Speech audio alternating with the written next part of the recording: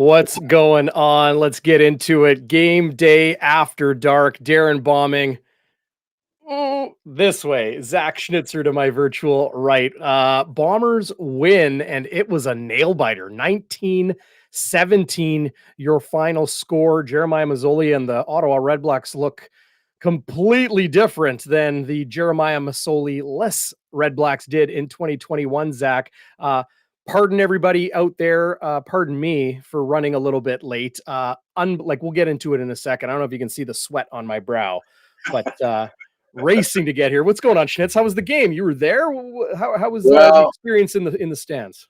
Let me tell you that I'm drinking some tea now, albeit it's out of my 107th Grey Cup Champs mug, but I was doing a lot of screaming. I will not pretend to be an objective fan, although objectively, Darren, I think this is the hot take that everybody in Bomberland has. We did not deserve to win that game. The Bombers did not. No possession battle. We were outgained by over 100 yards on offense. Our offense. I mean, we're gonna hit Winston Rose. We're gonna hit Mark Leggio. I want to hit Donald Rutledge because I thought he had a whale of a game. Okay. I want to hear what your thoughts on Kalaros and that offense and running game was. Yeah. Buddy, there's a lot to talk about. We had Drew Brown in there quite a bit. We had Prukop on those holding the kicks. One he turned into magic. The other one, I'll get to that later because I got a friend who sits in front of me who saw something interesting. The D, what were they doing? They had pressure, but it wasn't that regular dark side defense. It was a fascinating game, my friend. But hey, they're 1-0. There's a long way to go. The beer flowed, and now the words are gonna flow, my friend. Yeah. Let's this game, buddy. I'm looking forward to getting into it with you, Zach. And thanks to everybody out there who's joining us live on Facebook and YouTube, or maybe you're watching on Twitter. If you want to get into the live chat, head over to youtube.com/Bonfire Sports or find us facebook.com/Bonfire Sports TV. What are we pointing at here? I'm pointing at Comet here because you know what? Oh, Comet's been texting the hotline. Hit the hotline. Nice, Comet. Appreciate you. Yeah, I want to pull up those right now. Pull up Comet. I'm gonna hit the. By the way, I wasn't at the Rum Hut. I'm just tired. I had one beer. But Comet is saying, "I'll wait." One beer's okay. It's a hot night though. I would have had a couple more than that if I was in your shoes, but I was not. I want to pull up one of these comments here. This is from geez. Oh, Joe. Travis is calling us right now. Rubnik, my old buddy from hockey blogging days, calling the hotline right now. I hope he's going to leave a good voicemail. But wanted to mention this by Joe, who's watching live on YouTube, Zach. And I see at the wake up game, behind them early, and the win makes it more digestible. But this is the biggest thing. When you play a game and you get, outplayed on offense, outplayed on defense, probably outplayed on special teams. Like Jeremiah Masoli threw for 380 yards. Okay. And then Devontae Williams and Bennett, they combined for nearly 50 on the ground. Masoli took off for 10 yards on a couple carries. Like Ottawa looked really good. Winnipeg's defense bent hard, but didn't break. Yeah. And they were able to hang on and, essentially keep Ottawa off the scoreboard when it mattered. And that was in the final stretch. Were you nervous up there? What were the feelings in the stands, Zach? Well, first of all, let me do a little shout out to my friend Joe Pritchard from all the way from Wisconsin, Darren.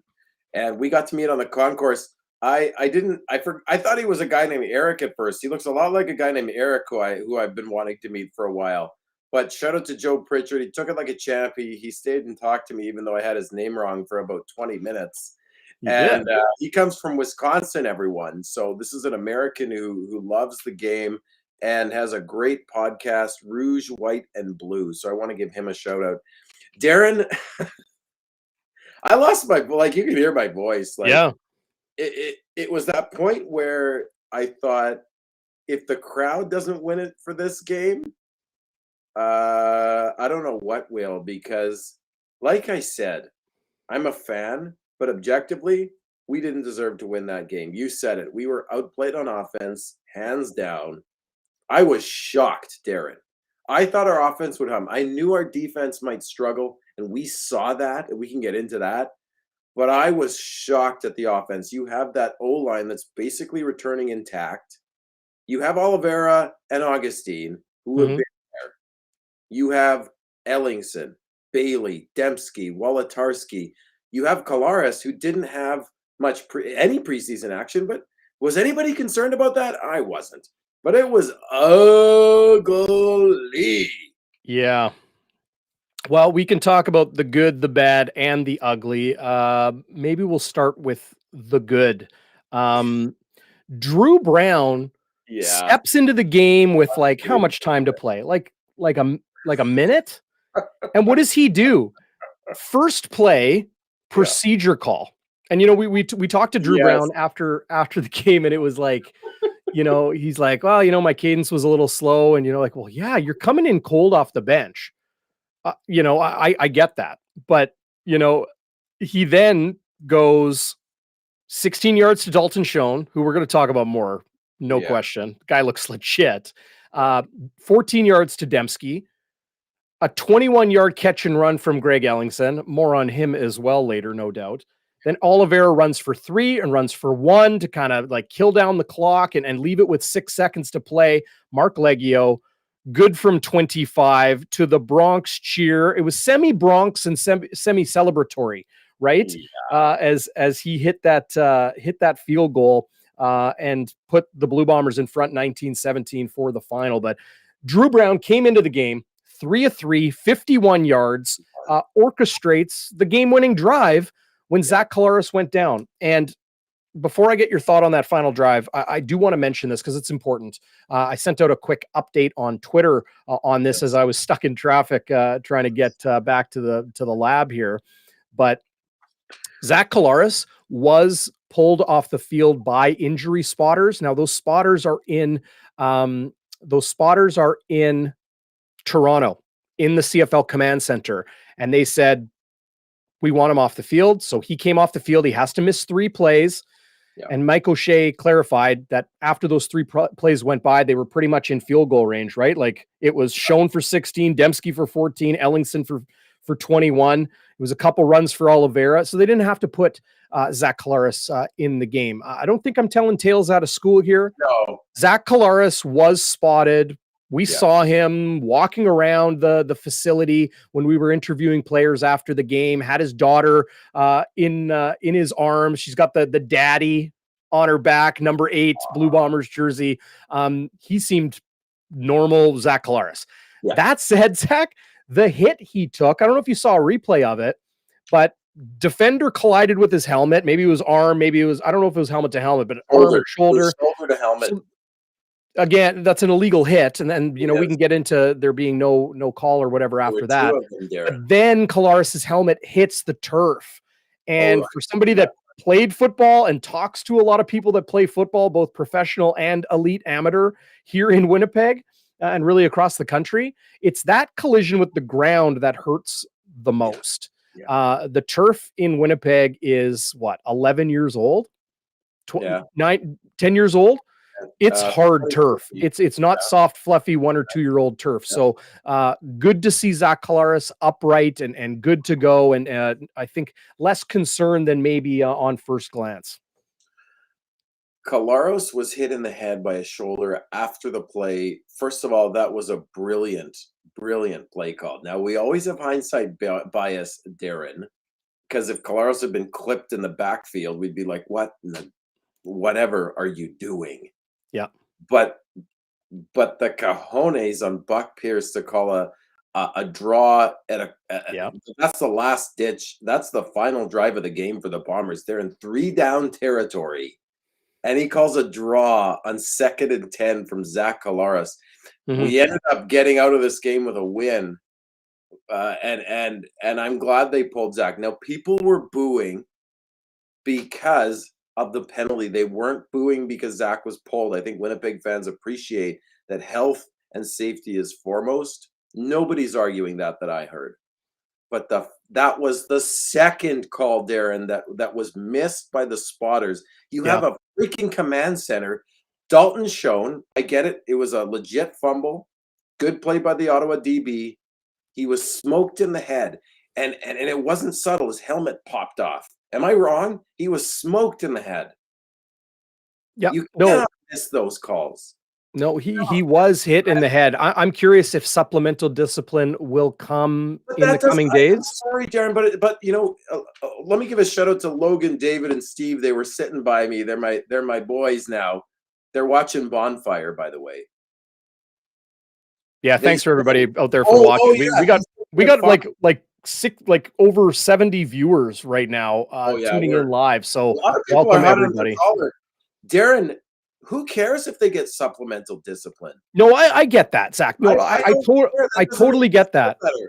Injuries happen, and you know what? Missed calls happen too. I'm not saying I shouldn't say injuries happen because that's not the situation here.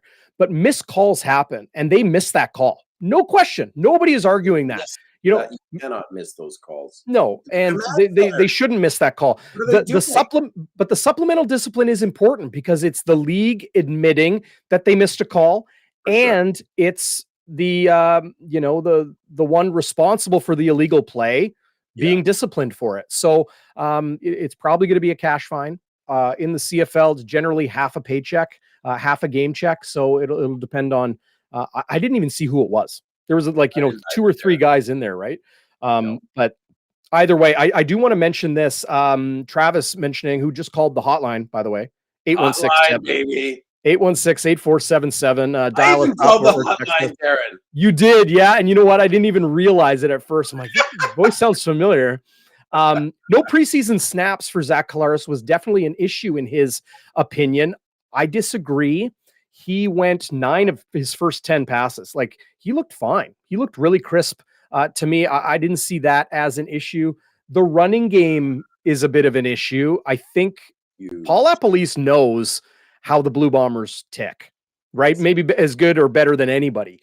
If you don't allow Winnipeg to dictate at the line of scrimmage and run the football, nothing else comes. So, maybe the run game wasn't showing too well early, or Buck Pierce had a game plan where we're going to go to the pass early. They did. They moved the ball. Things were happening early. Love that shovel pass on that broken play to Brady Oliveira. He had 25 yards up the right side. Really nice play. That set up the Greg Ellingson touchdown. 6 plays, 66 yards. That was a great play, and it really kind of lit up the crowd, didn't it?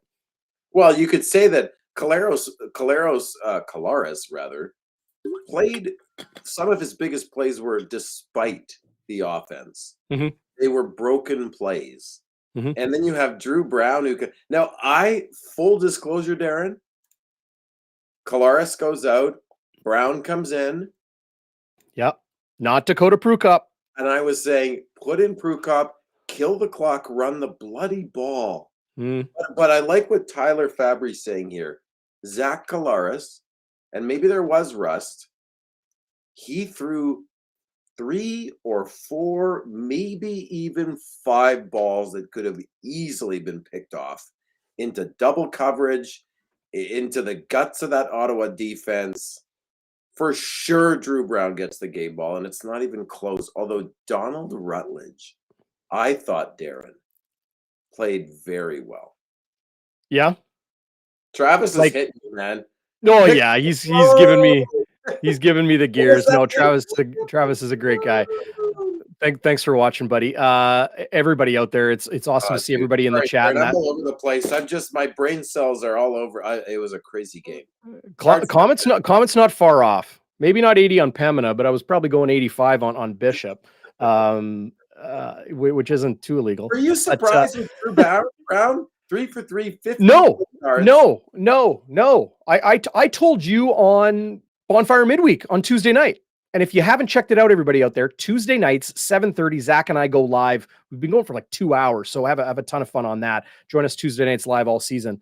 I told you on midweek. I told Chris Walby on GameDay Winnipeg yesterday when we recorded the pregame show live, as we will do all season the day before the game. Drew Brown, I said this to like Tim Baines is in town, the Ottawa RedBlacks. He covers the Ottawa RedBlacks for Post Media. Jeff Hamilton, Taylor Allen from the Free, Ted Wyman. We had a little barbecue in Ted's new place. And invite, by the way. Yeah, sorry. You know, I came with you with your hands full. I'm not there yet. You'll get there. You'll get there. But it was just for us, you know, ink-stained wretches, as they call us, the reporters. Buddy, you did a phenomenal. Is anybody noticing my studio? The lights, the mic. That was your wife did an amazing job there. Hustling, man. You did a great job, buddy. No, attention to detail.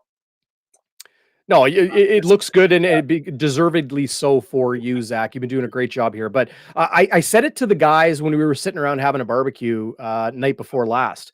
I think Drew Brown has something. I said it to them. I said, I think Drew Brown will be a starter in this league in the future. Now, I could be completely wrong. He could, you know, like he could play terrible and prove me wrong and prove everybody else, you know, right. I think Drew Brown has something. I really, really do. There's just something in him. I'm very impressed with his off-field demeanor. I haven't seen a ton of him on field yet, but like here he is tonight, Drew Brown. Stepping in cold off the bench and going 3 for 3 for 51 yards to set up a nice game-winning field goal, a nice short one, 25 yards for Mark Leggio. The comment? Yeah. Comet picked up on something that a guy named David in front of me in section 128, row 10, picked up on. Hope he's listening. We know Pregame sort of muffed the hold earlier in the game on a long field goal try. He made magic out of mustard and got a third. Can I keep that? Is that good? I don't even know, buddy. It's like we'll work on that one. We'll work on it. I like mustard. Anyway, me too. Big mustard fan.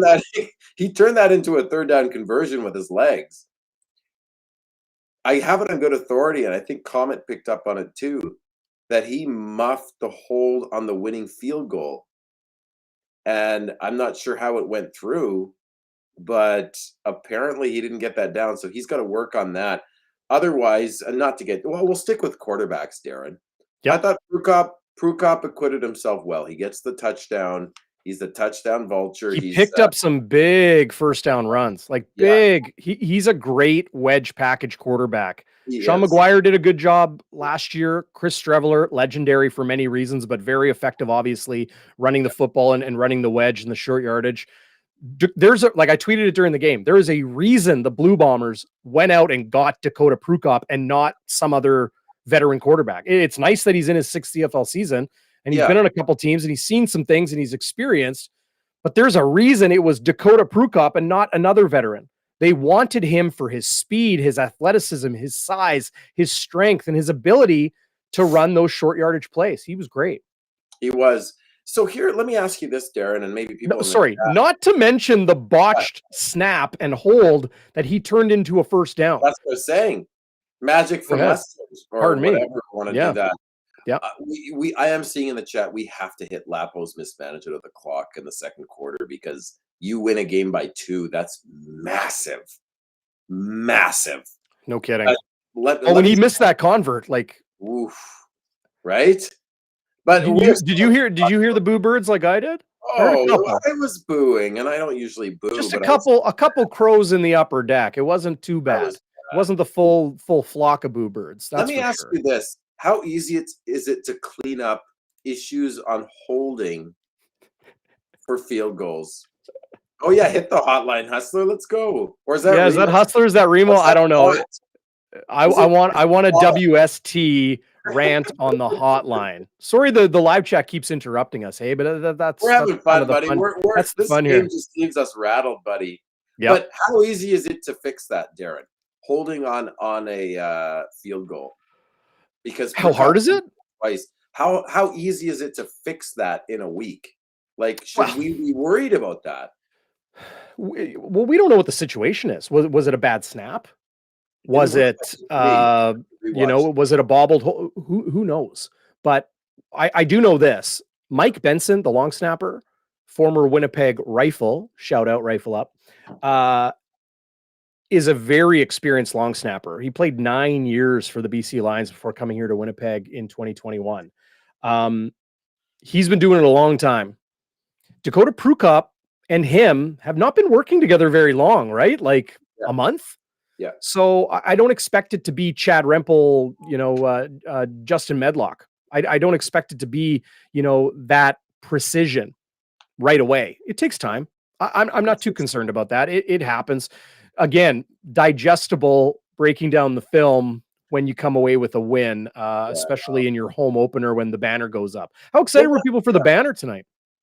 I was racing there because someone had a dance recital. The owner of said dance studio did not ask me what the good night was, but got there with didn't miss a whole lot, so that was good. I love the banner. You know what I love? You know, last year I was thinking, Darren, they got to have a banner for each Grey Cup. I know we disagree on that, but they won me over. In the stadium, we disagree with that. Yes. Okay. They won me over this year.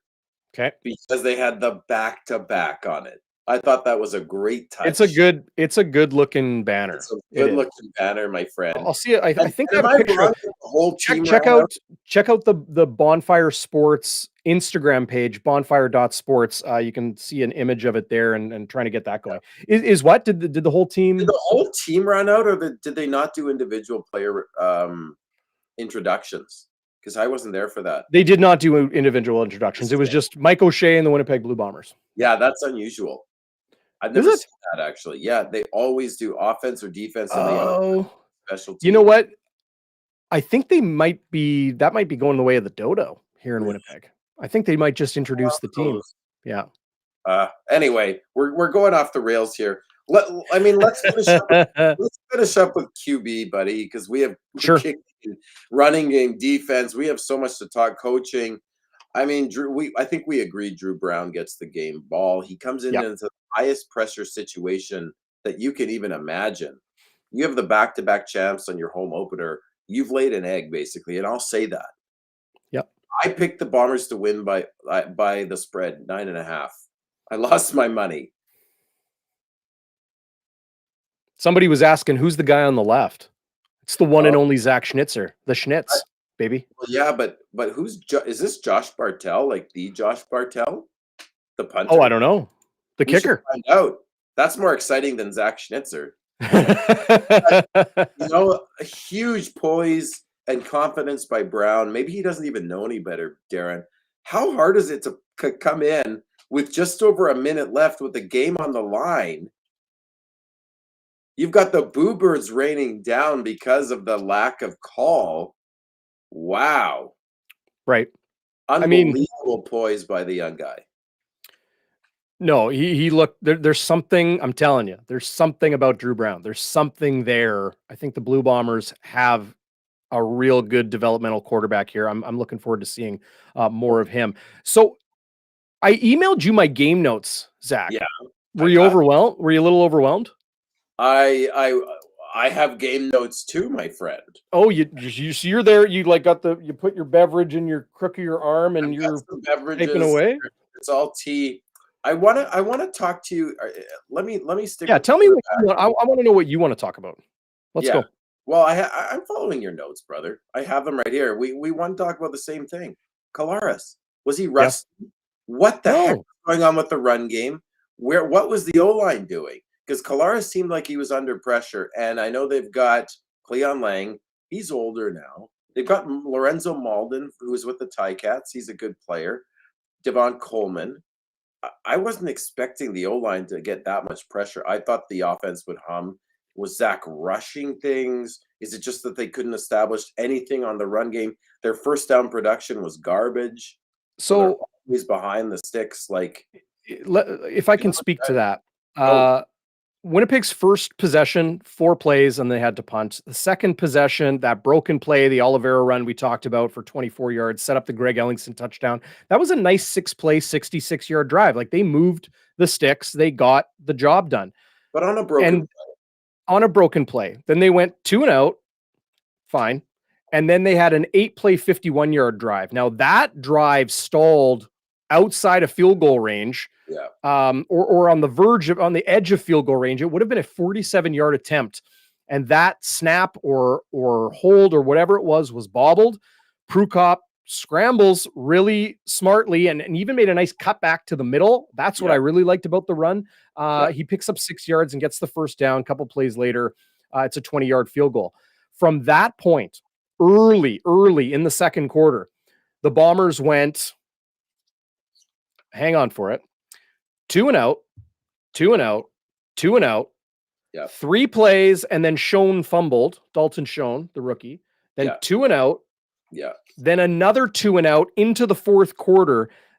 There was a real stretch in the middle there. And I asked Mike O'Shea, not about the offense, but about like the middle of the game. Yeah. I said, can you speak to like the flow and like everything kind of being stagnant? And he said, you said it. There was no flow.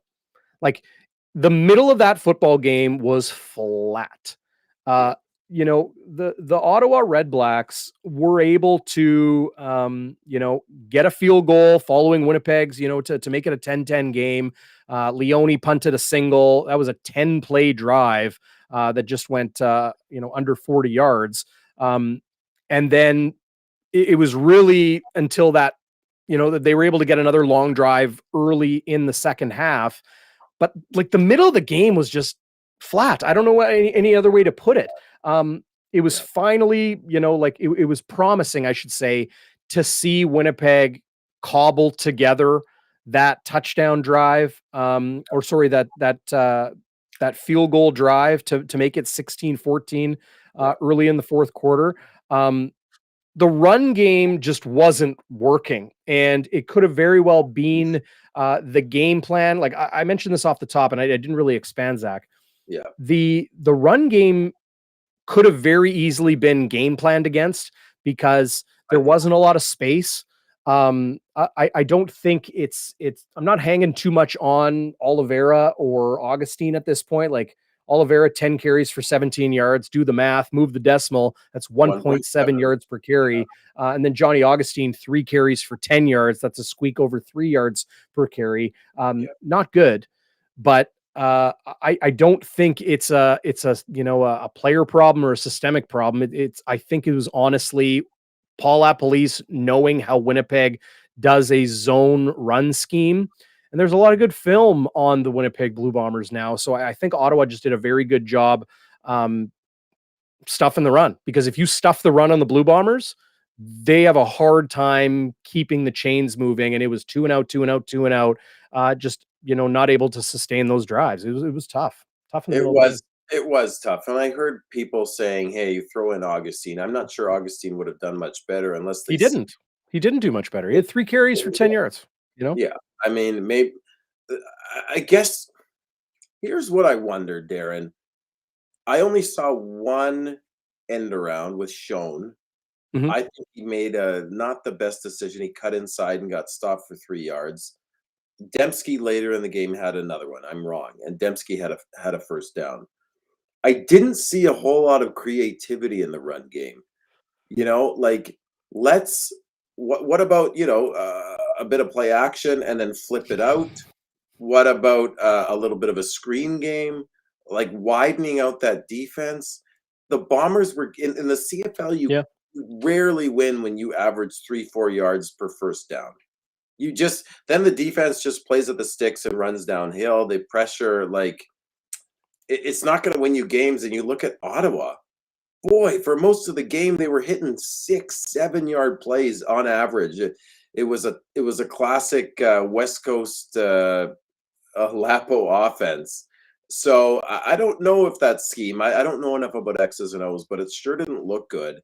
And then, to be honest, they seemed to just abandon the run in the fourth quarter, Darren. And it worked. Never see that from the Blue Bombers. It worked as they abandoned the run, right? They had to abandon the run. I don't know much about the X's and O's either, admittedly, but I do know tendencies and I do know things that affect the game. And one thing I do know in the CFL, frankly, in pro football, really in almost, well, definitely in pro football compared to amateur, is you're never going to see everything straight out of the gate, right? You're never going to see the full playbook in the first half of the season, frankly. You know, there is base. They install it during training camp. They want to make sure everybody understands and has that all down, and they do. But it's about competitive advantage, and you don't show all of your cards in game one. So could the Blue Bombers have been more creative running the football? Absolutely. Are those plays in their playbook? Probably, but I Yeah. don't think we're going to see it in week 1 or even week 4. I think it definitely takes time for all that to come out. That's For my take. sure. For sure. I hear you. And at the end of the day, and I like what Mike O'Shea says, although actually no. I like what he says. He says the quarterback is responsible for winning the game. Mhm. And when it mattered most, Zach Collaros, quarterback called run on 2nd and 10. I love that stuff. Now, I hope he's okay, and I think he is. I think they didn't put Mike O'Shea said in the post game they didn't put him back in because they just need to run the ball and kick the field goal. Right. Drew Brown responsible for winning the game. He won the game. That's the game ball, right? Mhm. Prukop, he had a couple issues with the bobble. Okay. But Collaros was lucky not to get picked off at least a couple times. But you know what? I've noticed Collaros, who has a sparkling 18-1 record, Darren. I mean, who am I to say Collaros should have been Pumper? By the way, I'm sorry I missed you, buddy. I wanted to come see you. The the lineups were nuts, and I had to get my buddy some chicken burger there. Well, no Walby burger.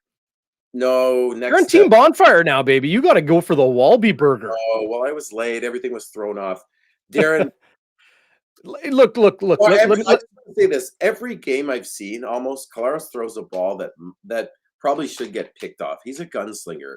He okay. was under pressure tonight. Is that the O-line?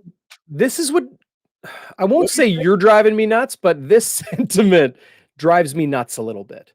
Zach Collaros, Ricky Ray, Doug Flutie, they're not God. They're not, perfect. What? Guys, Tom Brady throws a bad football once in a while. Peyton Manning throws a bad football. Drew Brees throws a bad football. Jeremiah Mazzoli threw a bad football tonight. Zach Collaros is going to throw bad footballs now and then. It happens. You think he threw 5 bad footballs?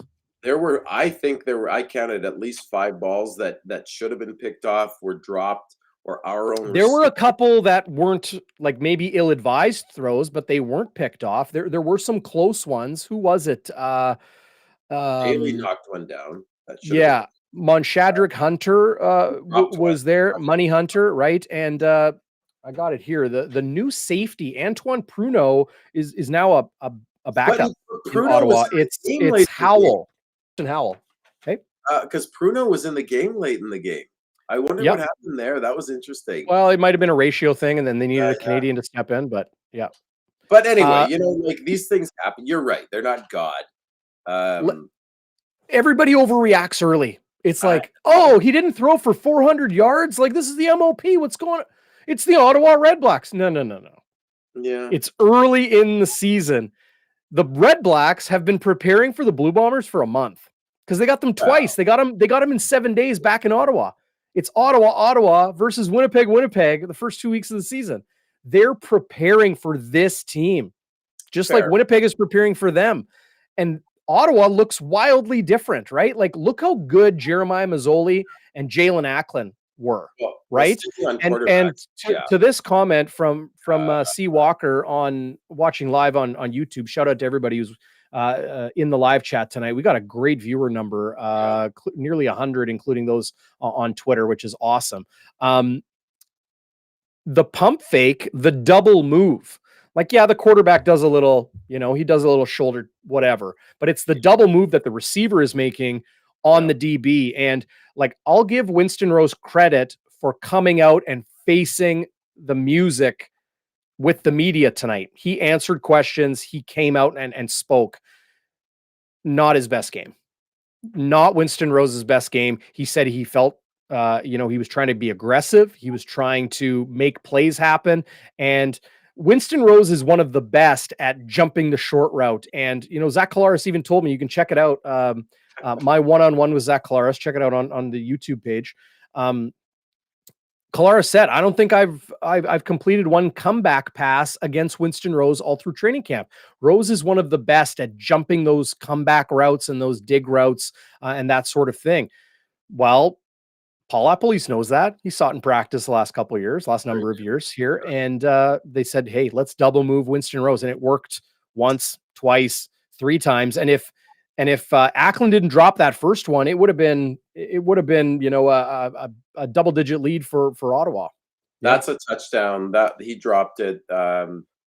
Ackland early. Yep. 4 times. But listen, you're right. He's a playmaker. Let's give it some time. Although we remember in that first preseason game, Darren, he got beaten on a long ball by Caleb Hawley, about a 52-yard touchdown. And we said, it's preseason. Guys get beat 1-1. So listen, I hear you, but don't get me wrong. I'm going to be watching to see how this plays out with Rose, because we saw it with Chris Randall. Chris Randall was an absolute all-star stud, Grey Cup champion with Calgary. And then in 2018, he dropped off precipitously. Do I think that was with Ottawa? 2018 was with Ottawa. 2018 he started with us. Okay. 2019 he was with Ottawa, I believe. Okay. Yeah. And he didn't last long. No. Great guy, great player. But it happens sometimes. Great person. Like Chris Randall told me to my face, he's like, I did not have a good year. You know, he said that with a couple games to go. And then he left in free agency in Ottawa, trying to rebuild the veteran leadership. And I don't want to jump. You know, it's game 1, right? It's game 1. It's game. There you go. See there. Game 1. All right. So you're coming back down to it's practice. It's practice. Listen, it's just, I just have to be honest. I'm going to be watching Rose because you saw it in the preseason and you saw it tonight. But then again, we cannot underestimate a couple of things, Darren. Lapo not only knows our defense, he knows our offense. He knows the type of team we are. He knows how we play. He knows how we scheme. And my buddy Kevin picked out Darvin Adams screaming at the defense of Ottawa, telling them what we were going to do. Kevin is very observant. It's N of 1. It's one person, not a big sample size. But I know people were saying he was mouthy. I think I underestimated how much Lapo and some of those players, especially Darvin Adams, would be in our kitchen. And sure, I don't know. What do you think? Well, like they know each other well, right? So that's going to happen. I even hollered at Darvin when he was walking around the stadium in the pregame. I'm just going to make this a little bit bigger for the viewers out there, but we can look at some of these offensive numbers that the Ottawa RedBlacks were able to put together. Like Jalen Ackland, Darvin Adams targeted heavily, 16 targets between the two of them. Hardy and Shaq Johnson, 11 between the two of them. Obviously, Marco Dubois with that one deep ball. This is with Levi Noel, okay? 1 catch for 51 yards. That's an error. You can add that number to Jalen Ackland's total. Right. He had 143 yards tonight on 6 catches on 8 targets, because that Levi Noel 83-23 was just misidentified by the stats team. It happens. But Ackland went off today, and he, coming over from the Hamilton Tiger Cats, him and Jeremiah Mazzoli knowing each other well, that's going to clearly be a very, very dangerous duo this season. And I think those two alone, William Powell missed this game, but having a good run game, Devontae Williams looked okay tonight. They've got some serious firepower now. And, I understand Jackson Jeffcoat wasn't there tonight. Okay. And out with the ankle injury, but Winnipeg's defensive line is a good group. Defensive front with Big Hill and an underrated linebacker in Kyrie Wilson. That's a good group. And Ottawa was able to really, really move the ball. And you just look at, the total net yards, 431, if you can see it there on your screen, 431 net yards of offense. Bend, don't break, right? 430 yards versus just the 17 points allowed. Winnipeg's defense did enough when it had to, but I wouldn't sleep on the Ottawa RedBlacks. They look real good. I thought so too, Darren. I thought Mazzoli was decisive. He was accurate. 1-2 threat, 3-step drop. Your D line isn't going to get home. Do I wonder if LB Mack and Wilcots, it's not Jackson Jeffcoat. and you don't have Stove in there. Although I will say Casey Sales made a hell of a play on a Masoli quarterback draw. He got off the block on Sirocco, and he brought Masoli down. I thought that was a hell of a play. It's not a sexy stat. It's not a sack, Darren. Yeah. I know. Maybe we can switch to defense. I don't know where you're at, but boy, was I impressed with that play by Sales. Yeah.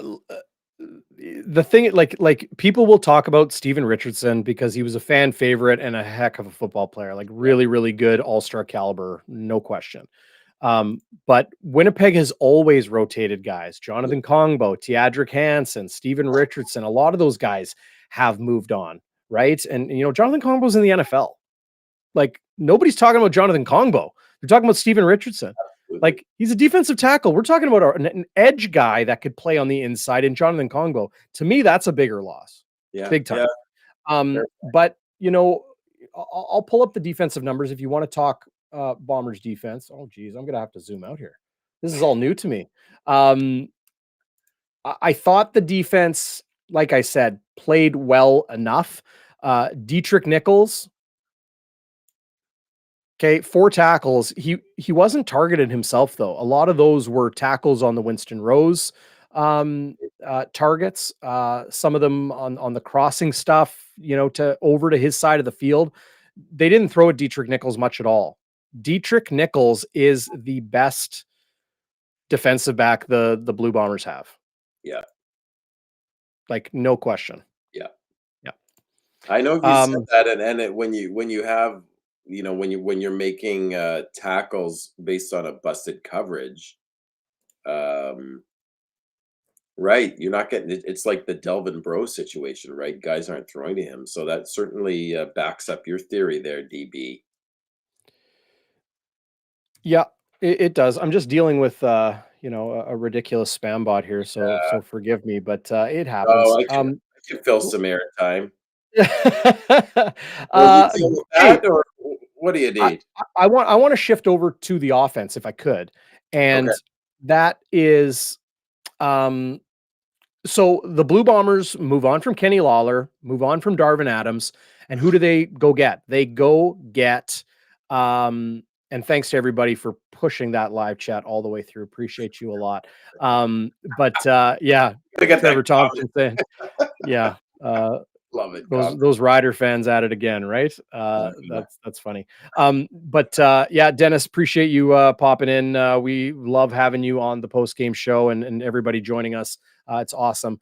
The Blue Bombers replaced those 2 receivers that left with Greg Ellingson and Dalton Schoen, a veteran, proven piece, and a fresh rookie, unproven piece. And they both looked really, really good. I was extremely impressed with both of these guys. And I've had to tell people, they're like, well, Greg Ellingson, he's 33. What's he got left in the tank? We'll see. Greg Ellingson is as good now as he has ever been. Made tough contested catches, caught pretty much everything thrown his way, 6 of 7 for 74 yards, 12.3, Dalton Schoen 13.8 average. Those are nice numbers. And then you notice Greg Ellingson here, 2 second down conversions as well, and 26 yak yards after the catch. That's a really, really nice thing to have from one of your big target veteran receivers. I think Winnipeg, as I've been telling you for weeks, right, Zach, their receiving core is better than people give them credit for. Rashid Bailey is the man now at the X, at that boundary wideout spot, the most targeted receiver position league wide. As far as the numbers are concerned, 6 targets his way. So right on par with Schoen and Ellingson, but he's taking that, the toughest matchup as well. Nick Dembski, maybe not as involved as he could have been, but I think that had a lot to do with Winnipeg just getting through that flat phase through the middle of the game and just that continuity, that consistency not being there, right? Well, and you talk about those guys being the 2 new guys. Well, sure enough, Darren, they've got the most yards respectively. They do. Yeah. That's a pretty cool thing. Yeah, like they were the guys. There's Zach Collaros' guys, right? And I think that's pretty cool that Winnipeg went right to them in week one. Comet's asking for his Walby Warrior. Now, of course, back in our TSN radio days, we always did Westwood's wide to the right and Walby's Warrior. I think we know who Westwood's wide to the right is. it would like the Westwood wide to the right. It was a nice kind of tongue-in-cheek segment, right, where he could be playful and take a shot at himself because wide to the right, as we don't have to rehash all that. But here for Bomber Nation. But he would kind of say the one thing in the game that rubbed him the wrong way or pissed him off or that he didn't like or a mistake that somebody made that was egregious. Tonight, I don't think it deserves to go to Mark Leggio. Like converts, like Westy would always say it too.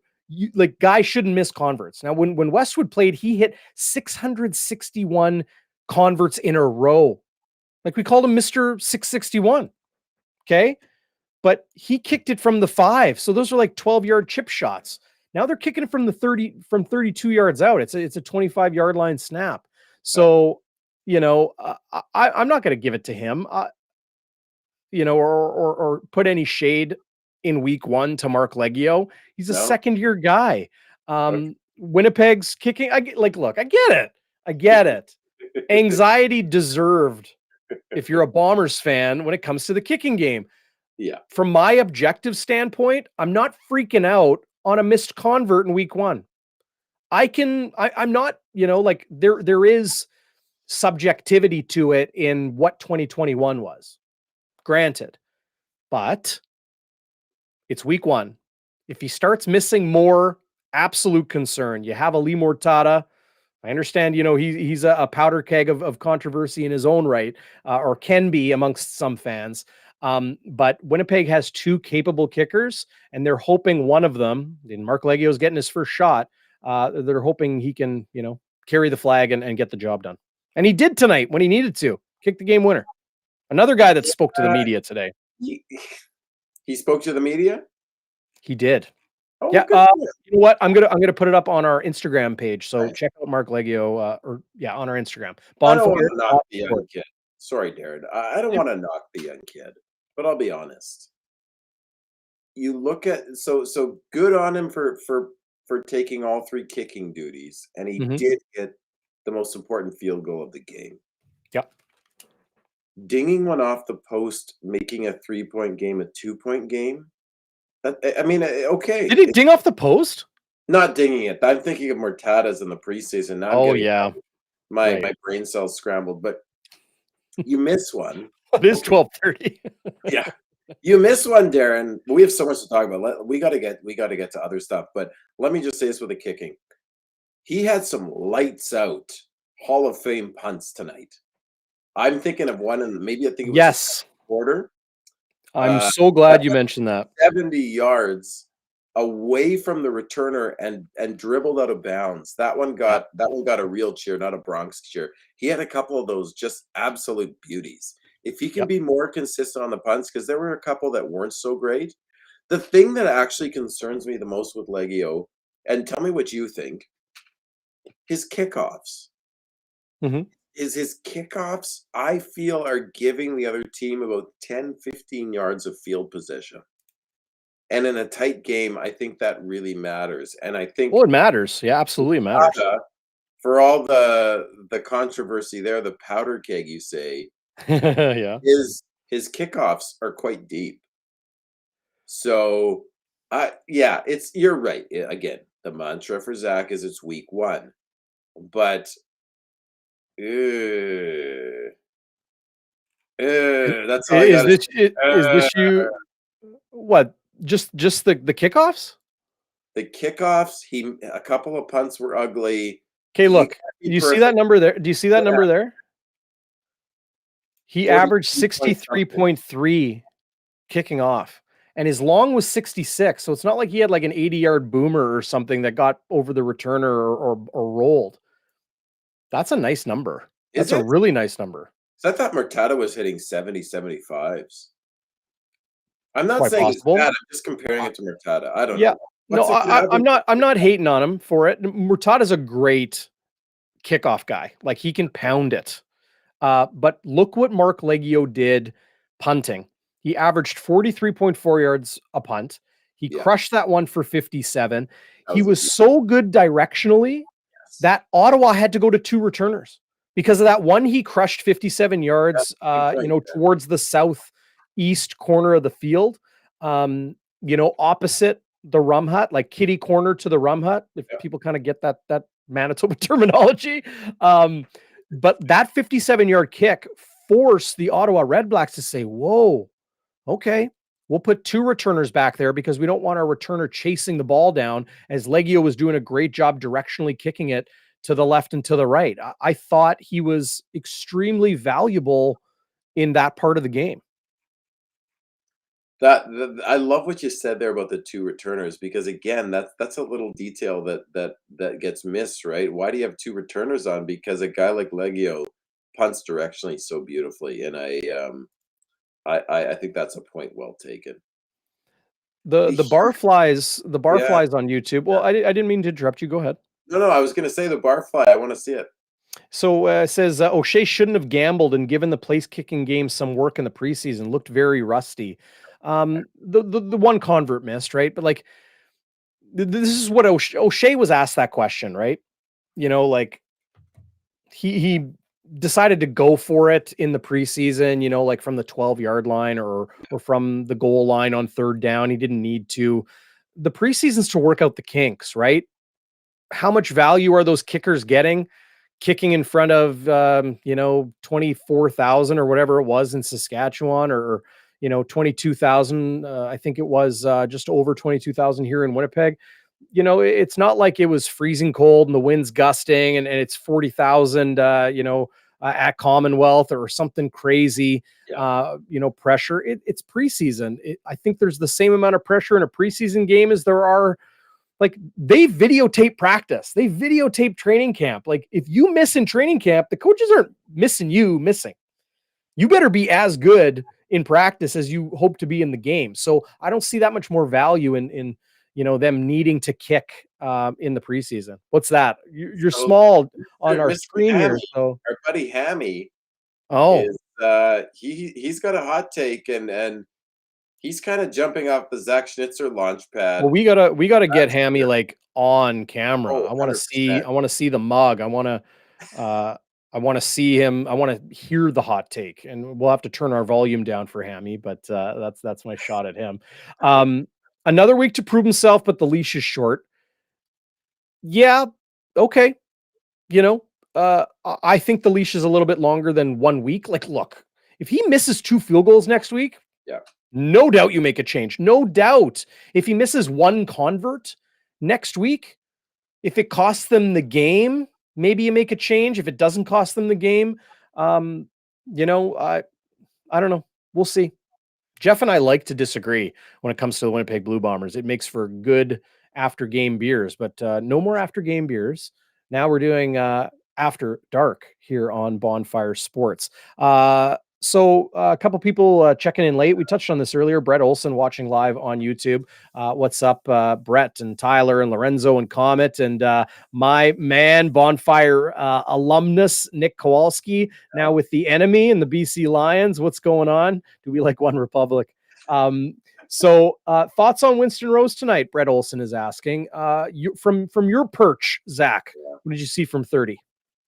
Well, I mean, like we said, Darren, he got beat 4 times. He was lucky that Ackland dropped the first ball on the first drive. So he should have been beaten 4 times. He was beaten 4 times. But it's game 1. Now, did I see him get beat in the preseason? Yeah. So now he's gotten beat 5 times, right, in that preseason game. So is it scheme? Guys get beaten 1-to-1. We know Rose likes to play the ball, like you said. Masoli was accurate tonight. We know there's good Masoli and bad Masoli, right? Masoli was on point. So I gotta have a wait and see. I think Rose deserves a wait and see based on his pedigree, Darren. They picked him up off the scrap heap, as you said, in BC. A little bit, like 19. maybe scrap heap is a bit hyperbolic. He led the CFL with 5 interceptions that year. BC didn't resign him. Didn't want him. So he makes the NFL for a little bit, for a cup, but 2 cups of coffee, right? So let's see. Let's wait and see. I don't know enough about DB play. I mean, Nick Kowalski could maybe tell us, but I don't know enough about DB play to know if he was just beat clean, whether he's lost a step. I need to see. No, more. he was aggressive. Like he bit on the double move. You know, yeah. It happens. Not his best game. He'll admit that. He did admit that. You know, in not so many words. So listen, Paul. This is a Tiger Woods Sunday shirt. No, I'm kidding. I got this at Walmart or something. No joke. It's red, not orange. It's red. It's these sexy after dark lights we got. Yeah. You see that bonfire hotline?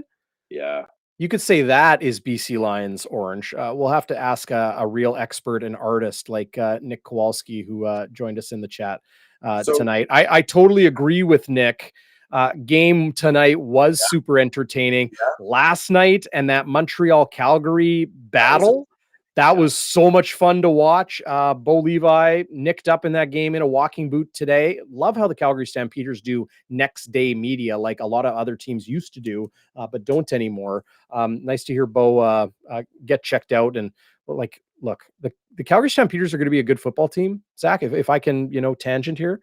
But if it's not Bo, it's Jake Mayer. They're going to be fine. They're like the new Hamilton Tiger Cats. They got 2 good quarterbacks. Yeah, they do. And I ripped the hashtag CFPN fantasy league this week because I had Kadeem Carey. So yay for me in my inaugural fantasy journey here. Can we talk about He's good. Lapo? Yeah, let's talk about Lapo. Sure. So I thought Lapo called a great Lapo game. It was kind of a Western. What's a Lapo game? Well, we're talking about this with Logan and the boys, Steve and Dave, kind of like a dink and dunk. You hit those 6-7 yard outs on first down. I think he did a great job of getting Masoli into the rhythm. Mm-hmm. Masoli had, he doesn't have the Winnipeg O line. So, he's probably not going to have a ton of time, although he did burn us on a few deep balls. But I thought Lapo did a great job on offense. I think he knows that the Bombers bring the heat, but he knows that they like to rush 4. That was our secret recipe the last couple of years.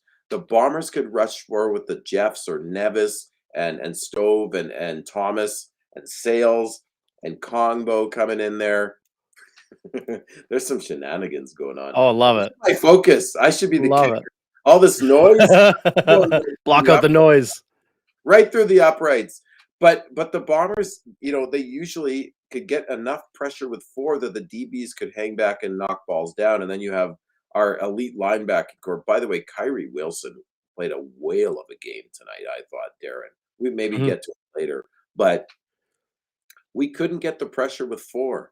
And I think that's a game changer. And Lapo was able to exploit it. But here's the thing. This was a 2-point game. And I don't know what you think, but was that not a massive coaching gaffe, mismanaging the clock? At the end of the second quarter, they're in the red zone. Yes. Overall, that's 3 points off the board, is it not? So in the press box, we're watching, and I'm going to pull this up here. Here's the live play-by-play list, and I hope I can find it. So where do you get that? I want that. Well, okay, I'll get it. I'll get it for you. I'll get it for you. But like, here's the live play-by-play. So here is the final. Oh, hang on. I don't know if I can pull that up here. Okay, yeah, I think we can see it. So this is the final play here. Mazzoli completes to Acklin, 11 yards after the catch. He picks up 23, and then Malcolm Thompson makes the tackle, and time expires. So when that play started, there's 17 seconds on the clock, right? Wow. These are usually close, if not right on, these live play numbers.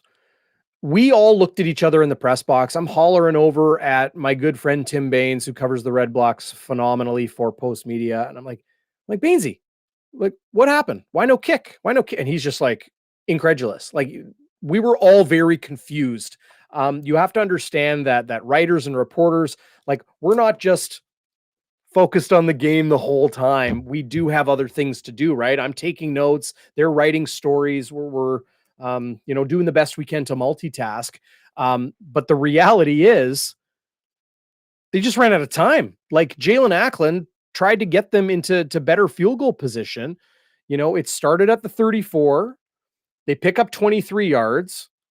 So, they were in field goal range. Lewis Ward isn't an absolute boomer. He's nothing but that. And I'm not talking about, the internet meme, okay, boomer. I'm talking about like a booming leg, like a Boris Beatty or a Ty Long. He can't absolutely crush it like that. So getting him closer is a smart thing. Win pretty died down tonight, right? But they just ran out of time. They straight up ran out of time. And it's absolutely weird. Absolutely weird. Well, how many times do I gotta block these people? I don't know. Someone in the chat, I don't know who it was, said you've made it when you got bought. So whatever. Oh, okay. Interesting Great. takes on the chat here, saying that Lapo did use his timeout. Okay.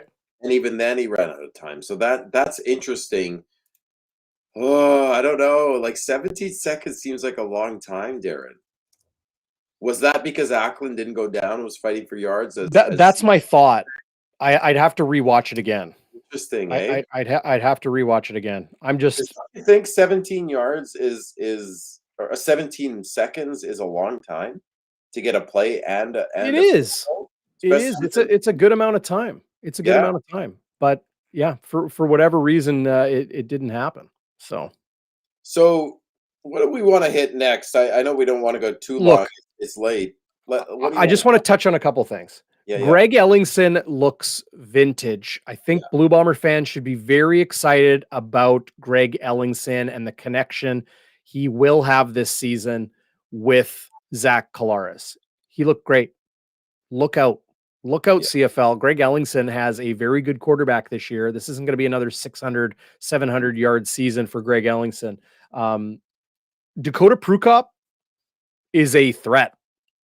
He's not Chris Streveler, but he's a threat. I think teams will need to account for Dakota Prukop. And now you can have two quarterbacks on the field at the same time. You can just stroll Dakota Prukop onto the field. Take out Drew Wolotarski. Take out, whoever. Yeah. And just stroll Dakota Prukop onto the field. Now, if you're safety and you're looking, okay, we got Zach Collaros in shotgun and we got another quarterback on the field. Well, now he's not wide. Now he's coming in. Dembski went out wide. He's coming in. Yeah. You got to pay attention because this isn't just a halfback pass.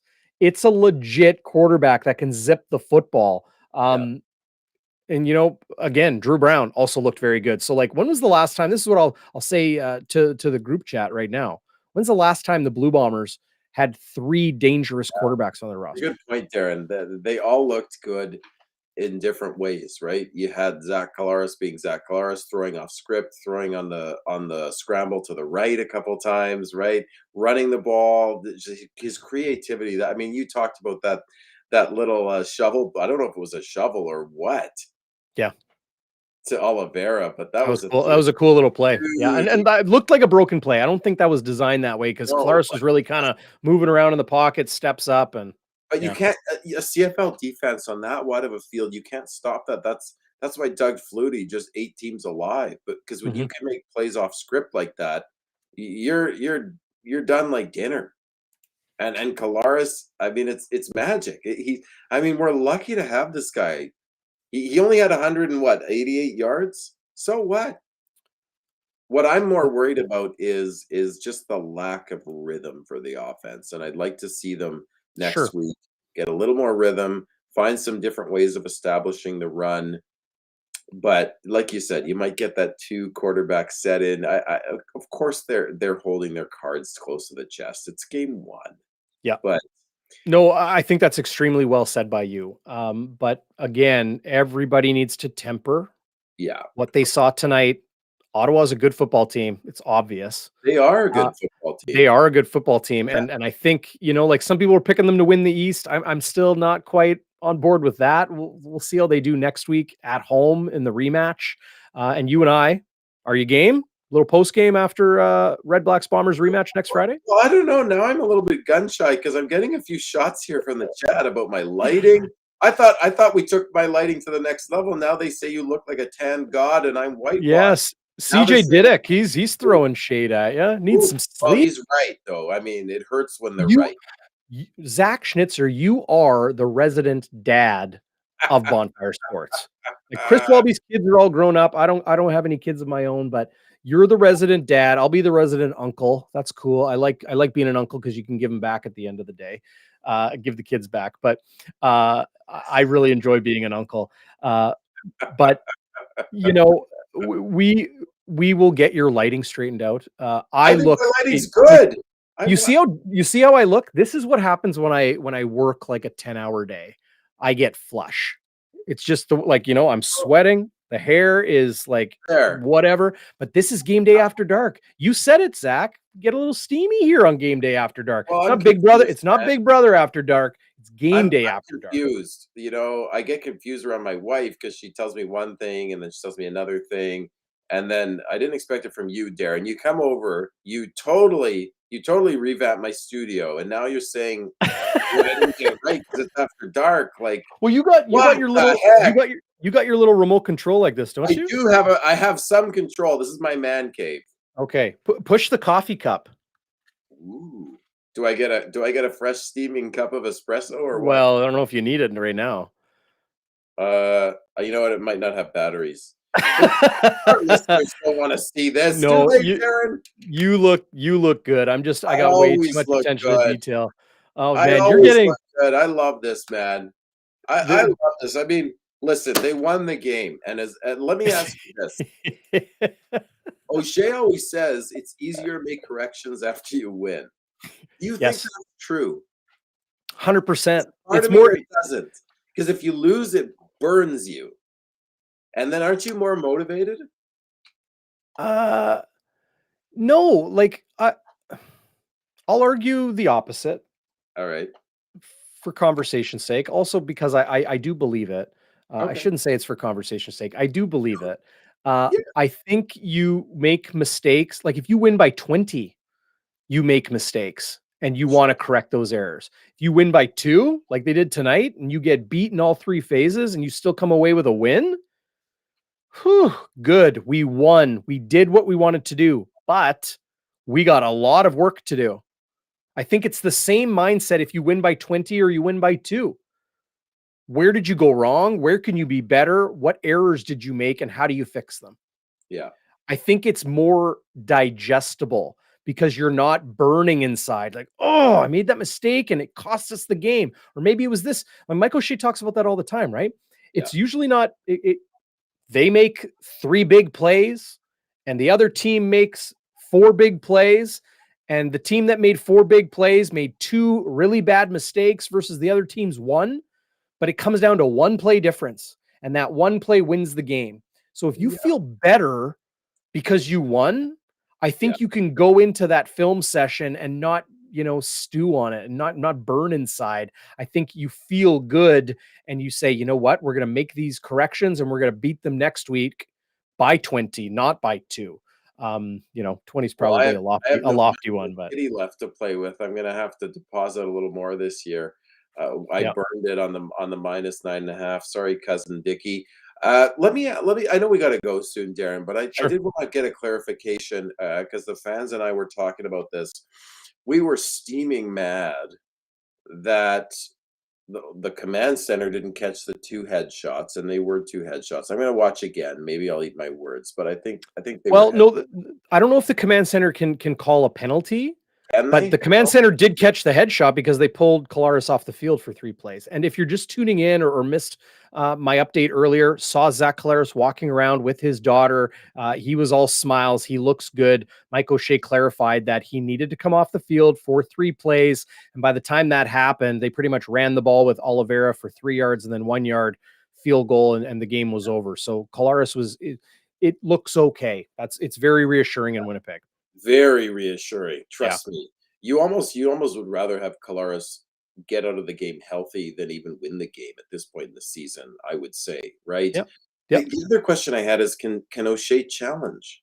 Can he challenge those non-calls on a UL headshot? Yeah, that's a good I need question. to know that. Yeah, because he did challenge that one PI. I thought it was aspirational, Darren, but given the time of the game, I thought it was a fair chance to take deep in the fourth quarter. I don't really have a problem with that. I'm not going to question Mike O'Shea's coaching, but Well, you can. Did the Bombers? I know you're wearing. Hey, I know you're wearing a Blue Bomber jersey right now. Yeah, but you can question Mike O'Shea's coaching. I could. I certainly did early on. I have a hard time questioning him now, but you're right. We live in a world of gray. Or benefit of the doubt and not knowing all the details for sure. Hey, I'm put in that situation all the time where whether it's practice or a game, and I ask the head coach as an objective observer, right, as a reporter doing a job, and I say, what happened there? Why did that happen? And he might get upset because I don't know the details. Or I don't know, like I might not know something that maybe he doesn't want to reveal, and that's fine. But we have to ask. We have to ask because fans want to know. That's why we're there. And you're a fan. Everybody out there is a fan. We do the best we can as reporters to do our job. But here we are on Game Day After Dark, and still tons of people watching live on YouTube and Facebook. Thanks for joining us on Bonfire Sports. This is awesome. Now everybody here can, join the chat and, let their feelings show. I love this Comet, who is also texting the hotline. Fire Mike O'Shea, hire Barry Trotz, Dauphin Manitoba. Firing on all cylinders, Comet. He's had a few zingers. He is. I have a couple extra Grey Cup rings today.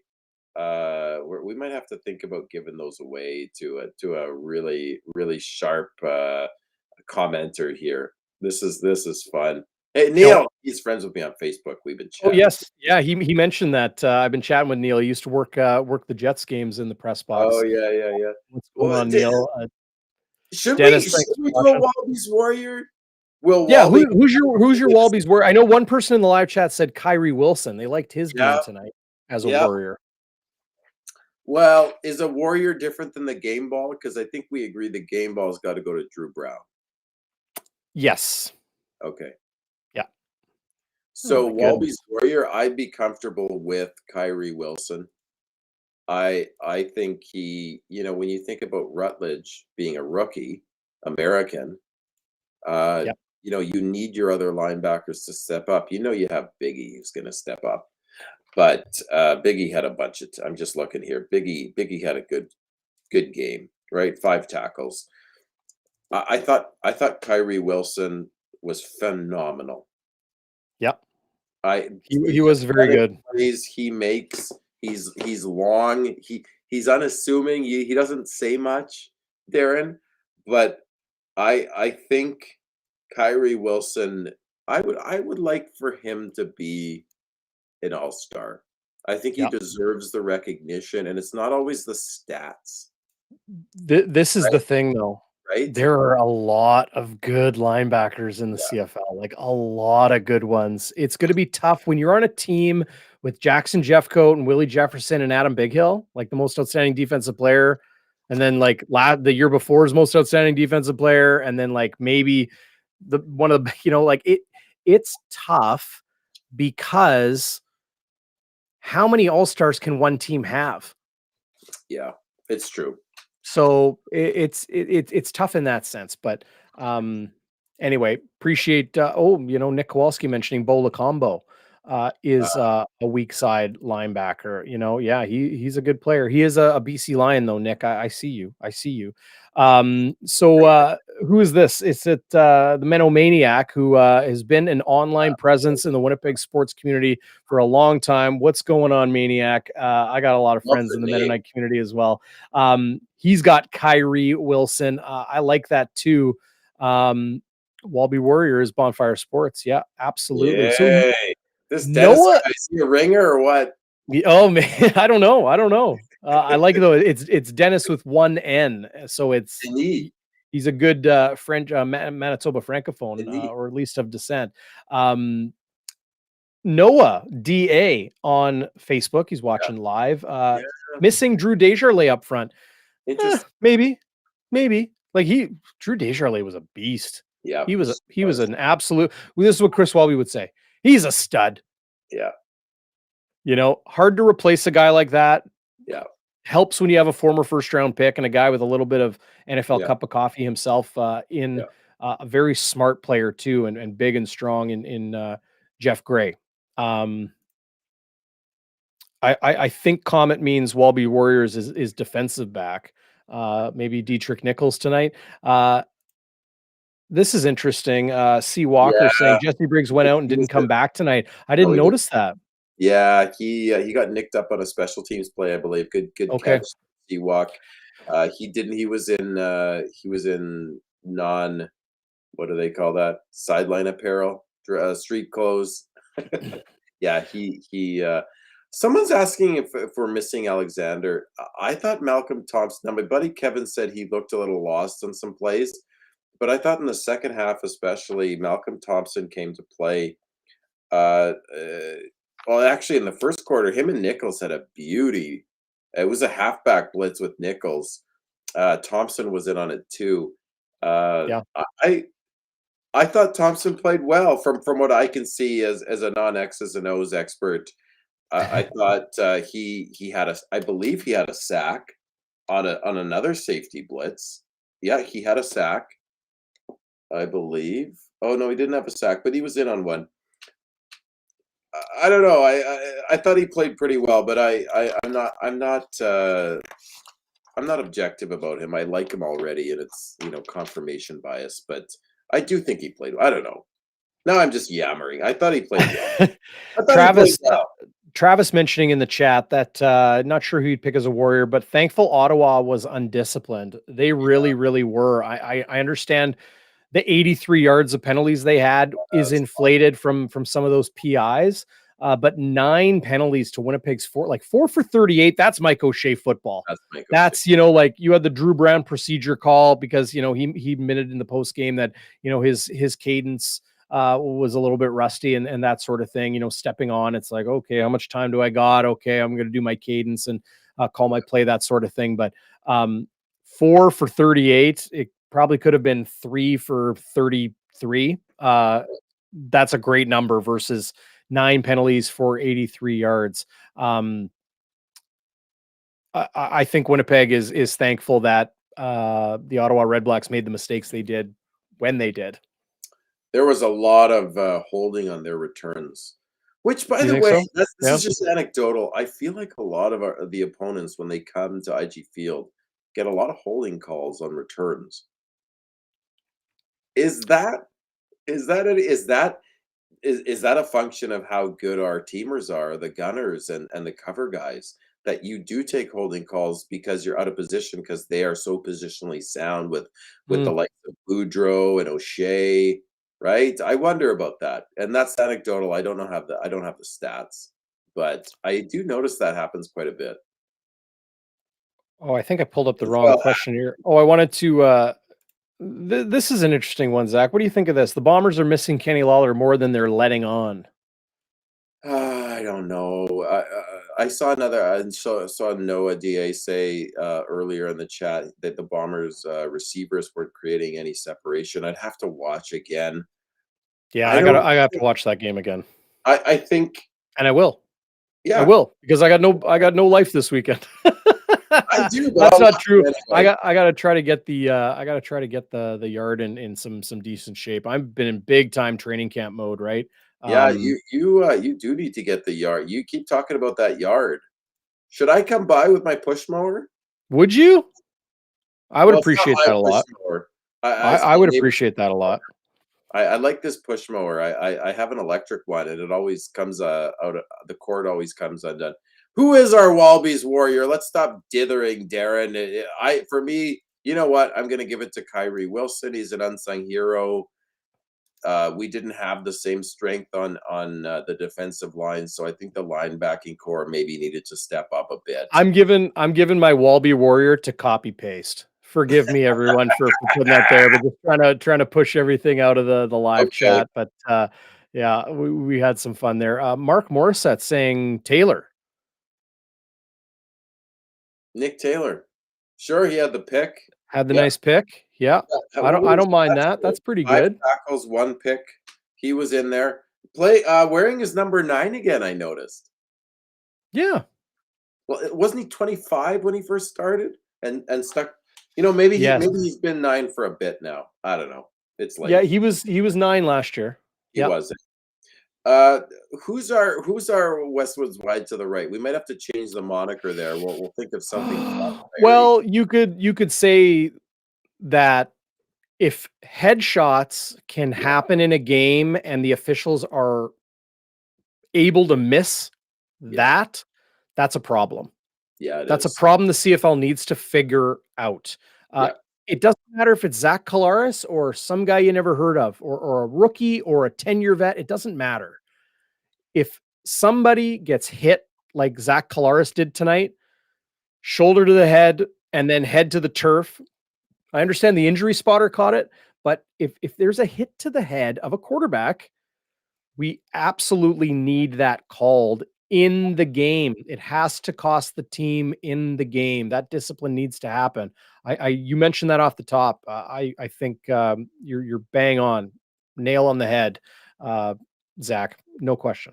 You can't. It renders the CFL, and we've heard this a number of times, Darren. It renders it Bush League. Because if the Zebras don't catch that, and then you have the command center that misses it, and it affects the game, it's like you kind of get the wind knocked out of your sails as a fan. Like, I am fine to have the Bombers lose a game that they deserve to lose, and maybe there's a couple of missed calls both ways, right? The refs are human too. But if you blow that, and people are getting injured and you're getting headshots, and concussions are a massive issue, you have to make it. You got to hit the wallet. You got to hit the game. You cannot allow that to happen. And I don't know how the command center doesn't come in. Maybe we don't know all the rules. We have to get clarity on that. But the Dalton Stone one was a fumble that the Bombers were driving into the red zone. Right. I missed that hit. I did not see it. Yeah, I did not see his helmet popped off.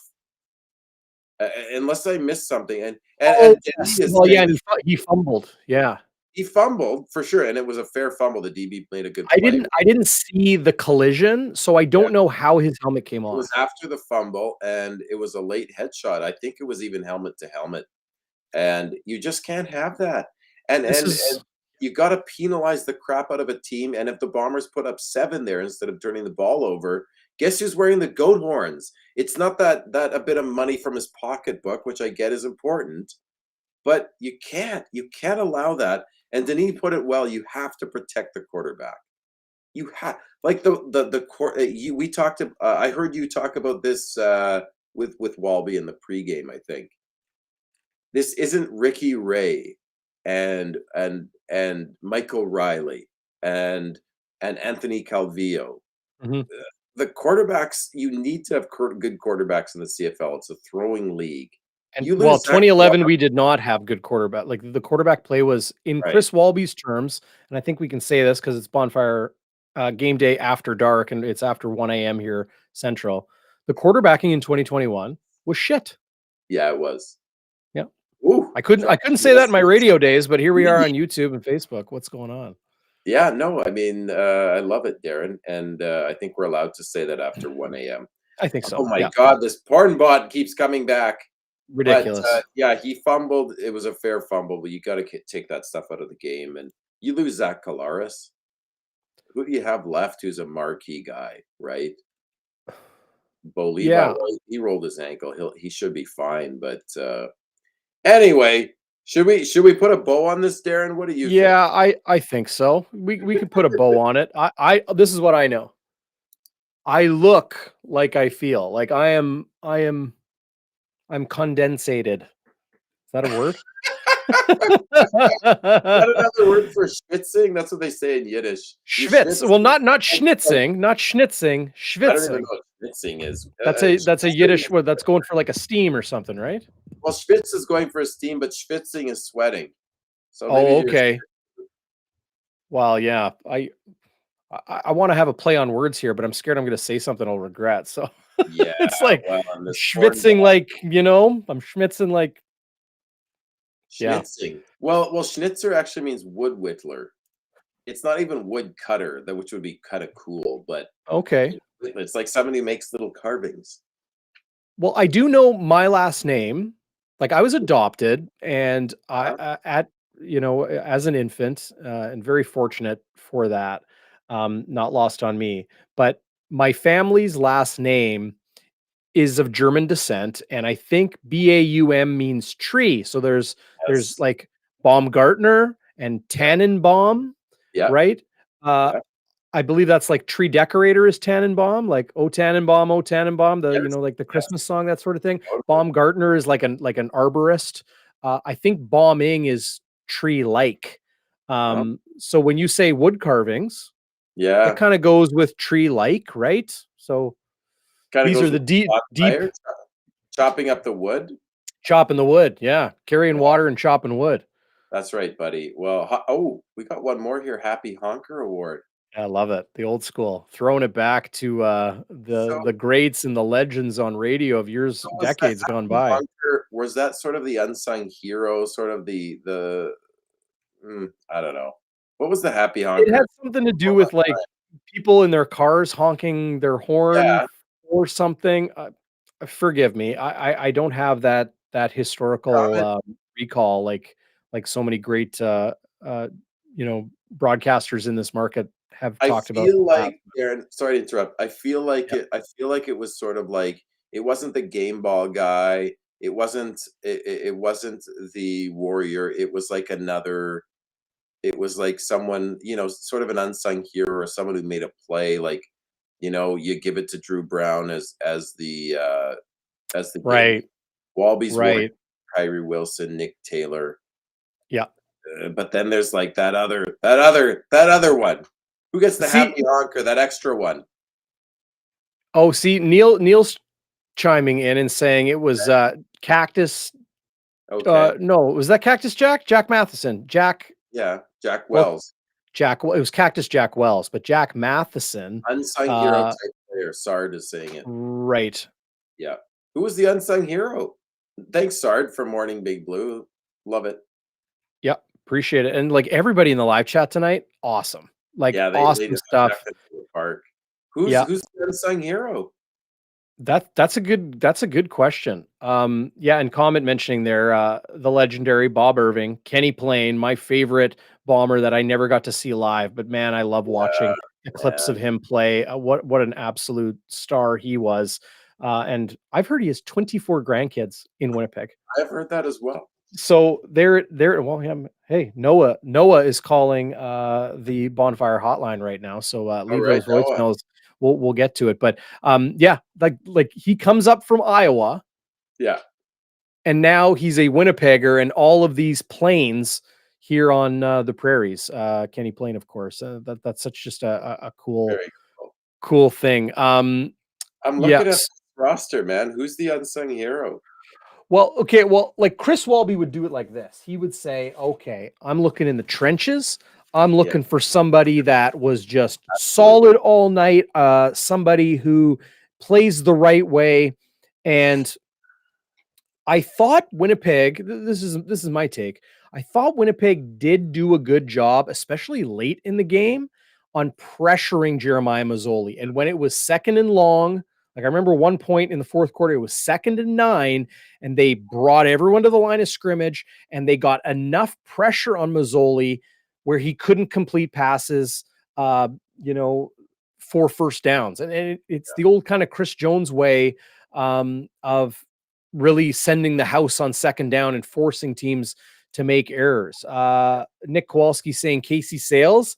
so close to who I was thinking, Nick. I'm thinking Jake Thomas.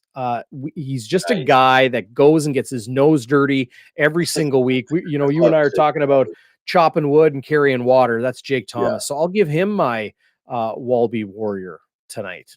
Or a happy Jake Thomas, that's a solid one. I mean, I feel like Jake Thomas could always be up for the Unsung Hero Happy Honker Award. Yeah. I'm just looking at his stats. I don't know if it doesn't mean it doesn't mean he doesn't get the award. Mm-hmm.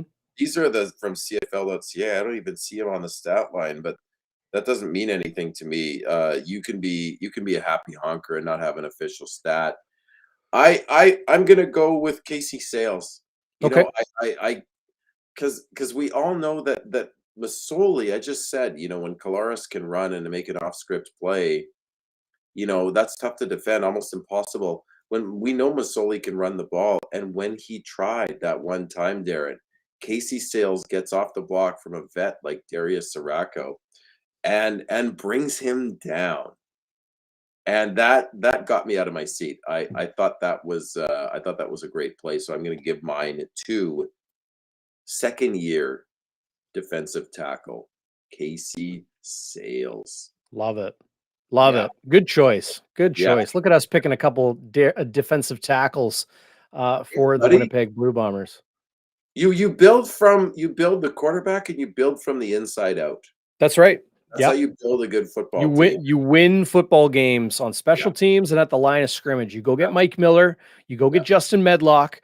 You go build your defensive line with developing Jackson Jeffcoat and signing Willie Jefferson and getting some good players in the middle like Steven Richardson and like Jake Thomas of years gone by. Steven Richardson, of course, and then guys like Casey Sales and Ricky Walker and. We didn't even mention Cedric Wilcox got to the quarterback early in the first quarter. And I know LB Mack was the starter on the Blue Bombers team issue depth chart, but it was Cedric Wilcox, 93, who was really getting a lot of that work in place of Jackson Jeffcoat. And well, it's probably good news that, Jeffcoat was practicing this past week. But it's unlikely he will miss a good stretch of time. I think that's very good news for Jackson Jeffcoat. Sure is. I like the copy and paste, buddy. Well, doing everything I can here. I got to get like a copy and paste of a couple lines. Yeah. This is what's crazy.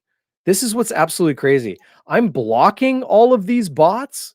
Yeah. And another one comes. So when they say you've made it, when the bots start coming, I guess that's truly the case because this isn't the same bot coming back and back. I know it probably looks familiar with the same emojis and absolute crap coming out of that technical or that technology mouth that is that bot. But regardless, they're just coming hot and heavy at us. I'm just laughing because Lorenzo's who is your Walby Warrior. Everybody's jumping in. Appreciate that. Yeah. No, sorry, Bartel. No chance. They're getting the Warrior Award. Oh man, this has been too much fun. You guys got to keep bringing it on the chat. I love it. I do want to just give one more shout out to my new friend Brian. He's a retired superintendent. We met at the park. He was with his granddaughter, and we started chopping it up. He's wearing a Bomber shirt. I'm wearing a Bomber shirt, and sure enough, I tell him about the show and now I see him walking around the area on his walks, listening to our podcast. So shout out to you, Brian.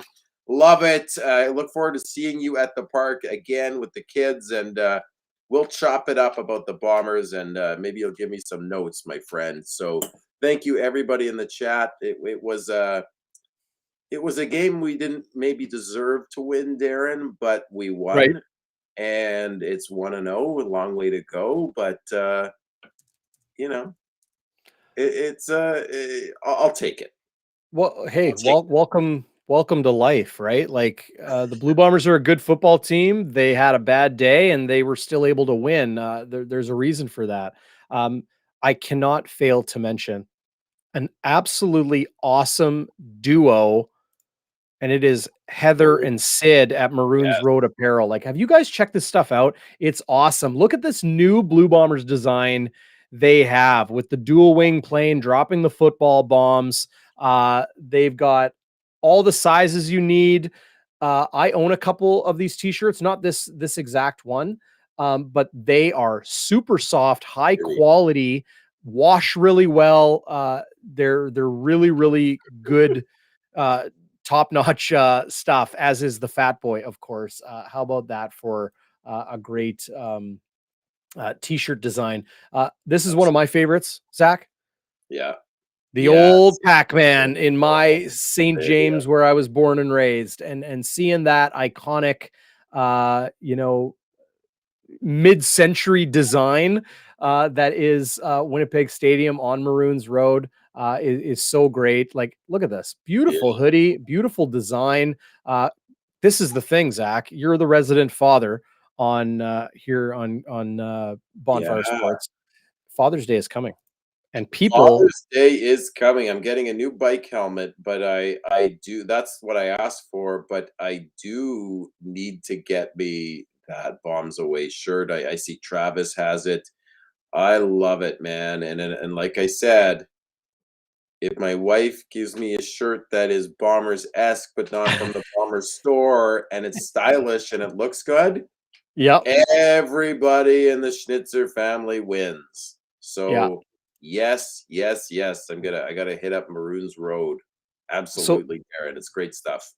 Check them out on Instagram, maroonsroadapparel.com.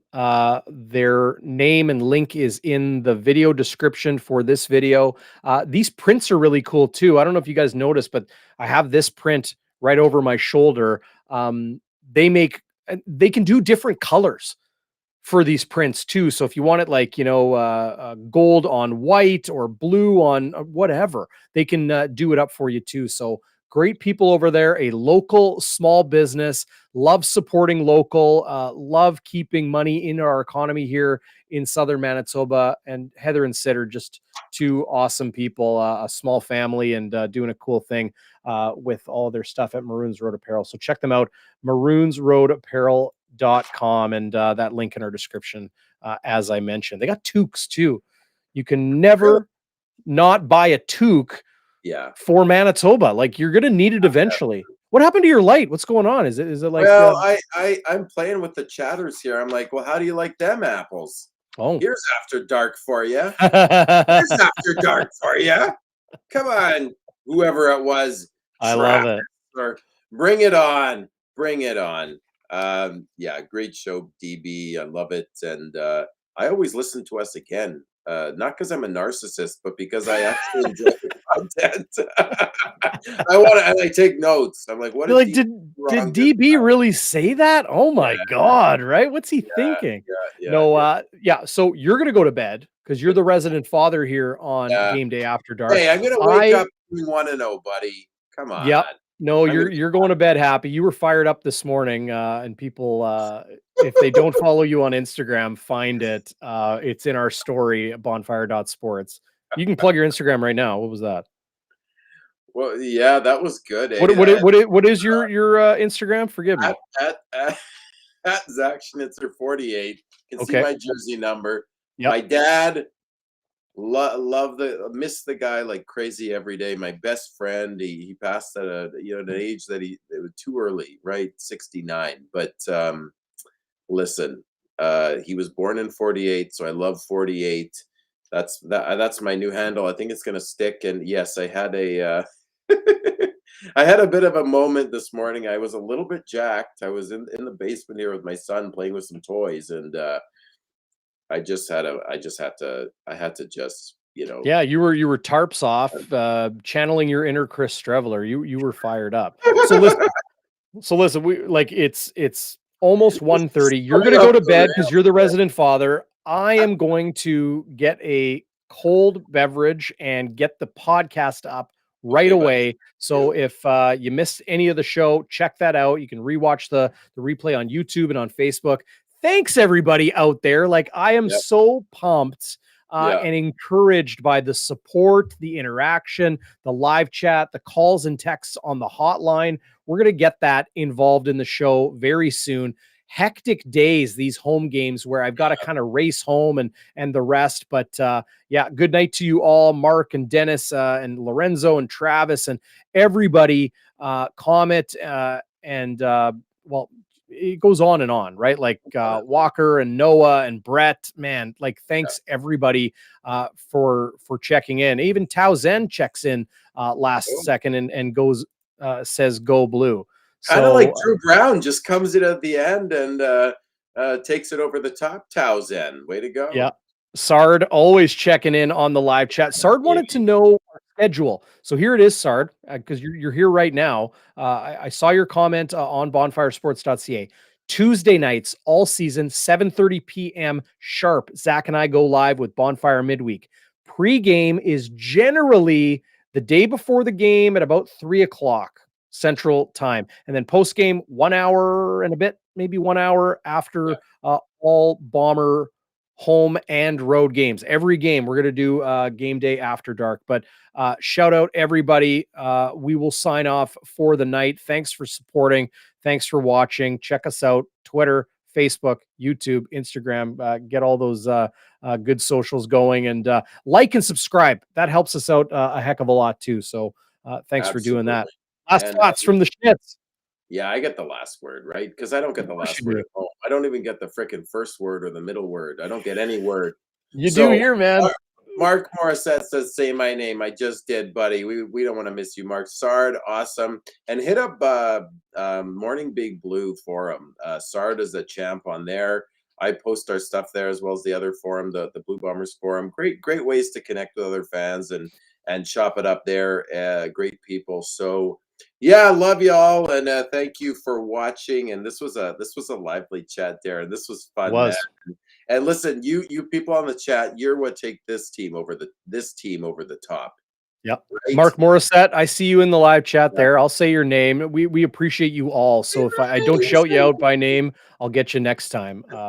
But yeah, Bombers win tonight. 2 points, 2-point win, 19-17, 1-0 on the year. Rematch 7 days from now. Well, I guess almost 6 as we're into Saturday morning now, Zach. But we will see you on Tuesday night for Bonfire midweek with this guy and me. And pregame, as always, with Chris Walby, postgame, game day after dark. Thanks for joining us. We will have lots to talk about, and we'll both have hopefully rewatched the game. And apparently we might even get a special guest, some bald guy. We'll see. We'll see. Now that I don't know if he's gonna be game. Not now. I don't know, buddy. We'll see. All right. Take care, everybody. Have a great night. Enjoy the weekend. Okay. Good night, everyone.